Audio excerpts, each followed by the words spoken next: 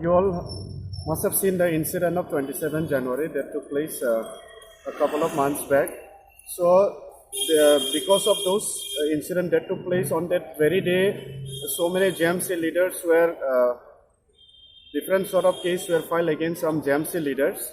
So today, main purpose why we have come here in district court is police personnel have filed case number 19 against some few JMC leaders. So that is the reason we have come here in district court to apply for a bail, and most probably we may get bail or not. That depends on the lawyer. So that is why few around 7 to 8 teachers have gathered here since case was filed against us.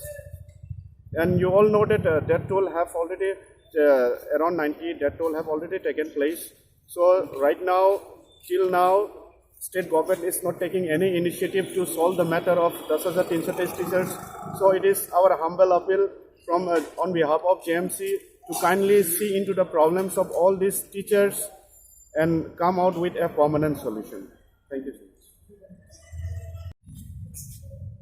সারা রাজ্যবাসী জানে যে আমরা 10,323 শিক্ষকরা গত ডিসেম্বরের 7 তারিখ থেকে 51 দিন আমরা গণ অবস্থান করেছিলাম যে মুখ্যমন্ত্রী আমাদেরকে কথা দিয়েছিলেন যে 2-1 মাসের মধ্যে আমাদের স্থায়ী ব্যবস্থা করবেন, কিন্তু তিনি কোনো রকম ব্যবস্থা করেননি। তারপর আমরা গণ অবস্থানে বসি, 51 দিন বসি। 51 দিন পর 27 তারিখ আমাদের টেন্ট ভেঙে দেওয়া হয় এবং সেখানে আমাদের উপর অকথ্য অত্যাচার করা হয়, লাঠিচার্জ, জল কামান, টিয়ার গ্যাস করা হয়, বর্বরোচিত আক্রমণ করা হয়। তারপরও পুলিশি কিছু কেস দেওয়া হয় 120B, 148, 143, 353, 332, 307, 427, 188 এরকম কয়েকটি ধারায় কেস দেওয়া হয় আমাদের 12 জনের নামে। সেই জন্য 307 ধারায় আমাদের অ্যাটেম্প্ট টু মার্ডার একটা কেস দেওয়া হয়। সেদিন আমরা নিরস্ত্র, আমরা গণতান্ত্রিক পদ্ধতিতে আমরা আন্দোলন করছিলাম। আমাদের উপর বর্বরোচিত আক্রমণ করলো সরকারের পুলিশ বাহিনী, উল্টো আমাদের উপর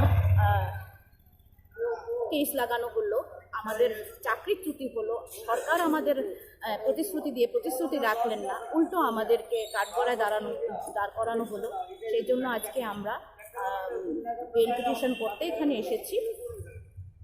সারা রাজ্যবাসীকে বলবো, যে আপামর জনতাকে বলবো, আপনারা 10,323 শিক্ষকদের পাশে দাঁড়ান। আমাদের খুব করুণ পরিস্থিতি, এই কোভিড সিচুয়েশনে আমরা কিন্তু খুব চাকরিচ্যুতি, ঘরে রোজগার নেই, ঘরে খাবার ব্যবস্থা পর্যন্ত নেই এবং ঋণের বোঝা সবার মাথার উপর 70% লোন নিয়েছিলেন।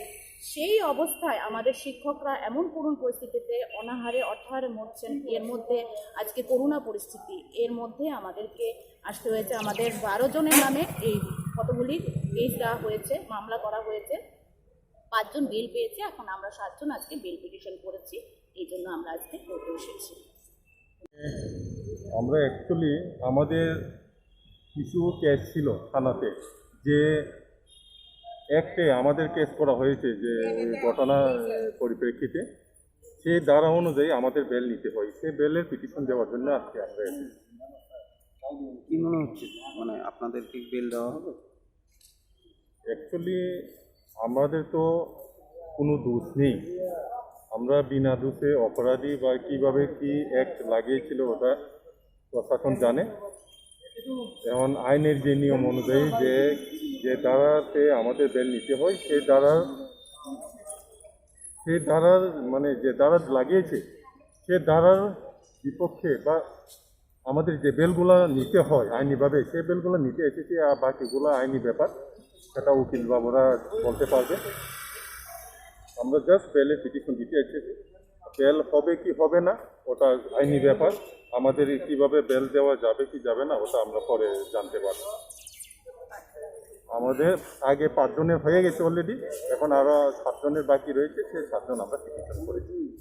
সেটাই সবাই জানে যে 10,323 যে আমাদের অনেক দিন যাবত আমাদের এটা সারা ত্রিপুরা রাজ্যের ইতিহাস হয়ে গেছে। আমাদের চাকুরির দাবিতে, আমাদের ন্যায্য অধিকারের দাবিতে আমাদের যে গণধর্ণা চলছিল, আমরা শান্তিপূর্ণভাবেই করছিলাম। সেটা 27 তারিখে একেবারেই আমাদের মানে কোনো রকমের কোনো নোটিশ ছাড়া আমাদেরকে সকালবেলায় ভোর রাত্রি থেকে সবাই জানে, এটা মিডিয়া সাক্ষী, আপনারা সাক্ষী, সবাই সাক্ষী, যে একে একে করে আমাদের উপরে কীভাবে বর্বরোচিতভাবে 10,323 নিরীহ শিক্ষক শিক্ষিকাদের উপরে হামলা চালানো হয়েছিল এবং উল্টো আমাদেরই উপরে আবার কেস সাজিয়ে দেওয়া হয়েছে। কত রকমের যে ধারা দেওয়া হয়েছে, আমরা উকিল নই, কত ধারার কথা আমরা জানি না, কিন্তু শুনেছি যে এর মধ্যে নাকি অ্যাটেম্প টু মার্ডারও আছে।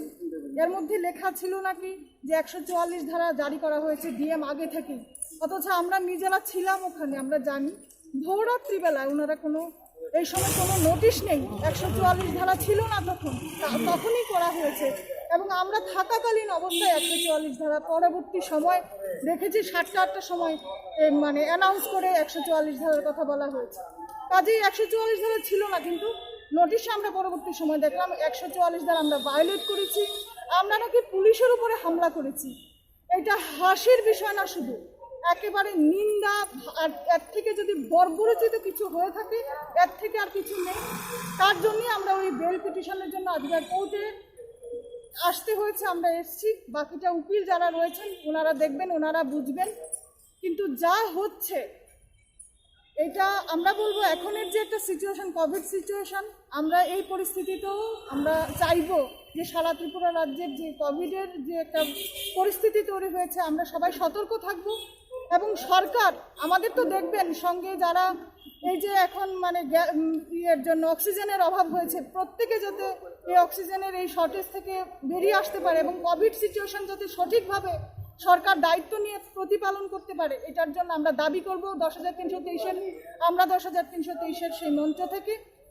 এবং আমাদের যে অধিকার আমরা এখনো পাইনি, ভাবার কোনো কারণ নেই যে এইসব কোর্ট আর আইন দেখিয়ে, প্রশাসন দেখিয়ে আমাদের অধিকার থেকে আমাদের মুখ ফিরিয়ে দেওয়া যাবে। আমরা অবশ্যই আমাদের অধিকারে রাস্তায় নামবো, রাস্তায় ছিলাম, আছি, থাকবো, আমাদের যতদিন অধিকার ফিরে না পাই। কিন্তু এই পরিস্থিতি যে চলছে, কোভিড পরিস্থিতি সারা দেশ জুড়ে, তার জন্য আমরা প্রাথমিকভাবে এবং সর্বান্তকরণে আমরা চাইব যে এই পরিস্থিতি সরকারি যা যা ব্যবস্থা অবলম্বন করা সম্ভব, কিছুই করা হয়নি এখন অবধি। স্বাস্থ্যকেন্দ্রের অবস্থা বেহাল দশা হয়ে রয়েছে, এগুলোর দিকেও সরকার ফিরে তাকাক। আমরাও আমাদের অধিকারের কথা বলবো, অধিকার নিয়েই আমরা ঘরে ফিরবো, এটুকুই বলবো।